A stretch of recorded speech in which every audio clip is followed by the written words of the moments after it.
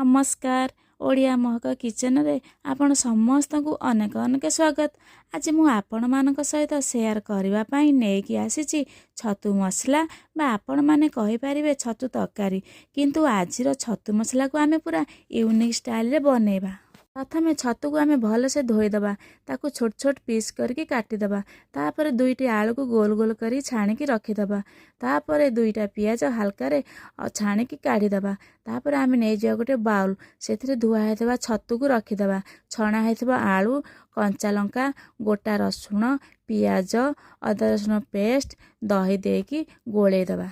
अनुसार लूण, हलदी, लंका गुंड, जीरा गुंड, धनिया गुंड, गरम मसला दे ताकू गोलेकी भलसे किछि समय रखिदबा। तापर कड़ाई बसेकी तेल देई सोरिष फुटेई दुईटी तेजपत्र गोटा मसला देई गोला हेतबा छतु को सेथिरे देदबा। एपट सेपट करी किछि समय भाजी साला परे ताकू टिके घोड़ेई दबा। दे साला परे रेडी हो गला हमर छतु मसला।